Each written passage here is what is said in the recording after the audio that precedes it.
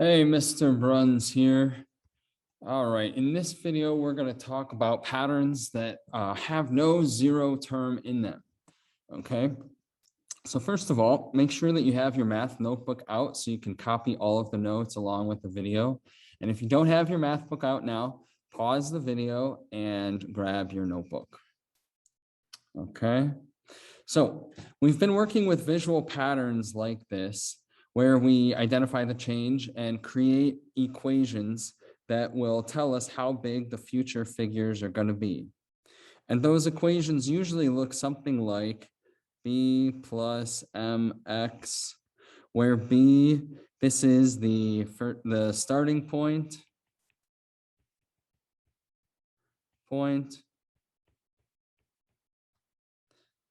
and m, this is the change.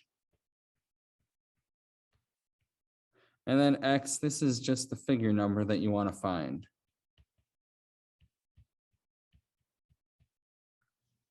Okay.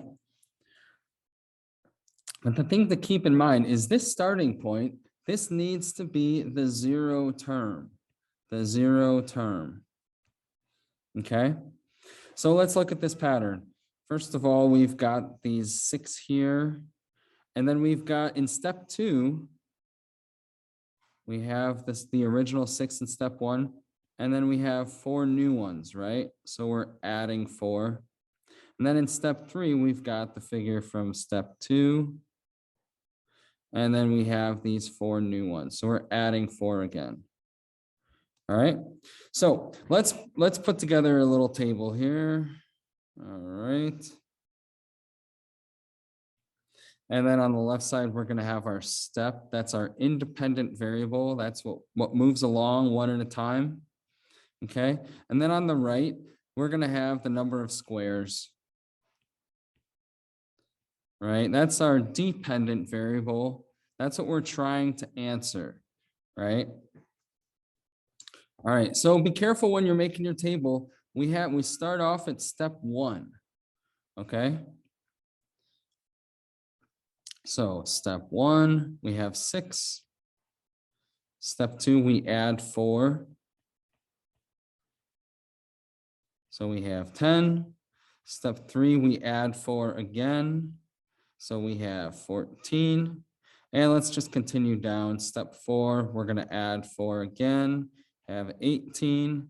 Step 5, we're going to add 4 again. 18 plus 4 is 22. All right. So now notice we don't have a zero term here, but we can figure out what step 0 in our pattern would look like. Okay, I'm just going to erase that so we can see. We can figure out what step 0 would look like, right? As we move forward in the pattern, we're adding 4, right? Adding 4. All right, but if we wanted to move backwards, we could just subtract 4, right? So 6 minus 4 is 2. And so now we found our zero term, and now we can start building our equation. Okay, so our equation is going to look like our zero term, 2. And then we add our change. Our change is 4, our common difference, right? And then we have our variable. This is the figure number that we're going to try and find, or in this case, the step number. Okay, so let's test our equation. Let's stay for step 5.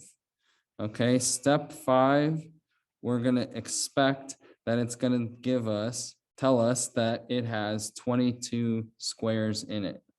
Okay, so we have 2 plus 4 times the step number, x, step number 5.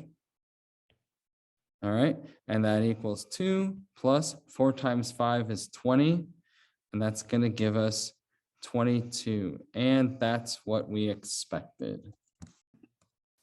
So just remember, when you're making an equation, you want to make sure that the first figure is your zero figure, and if it's not 0, you need to find this. You need to find what the zero figure would be before you start building your equation.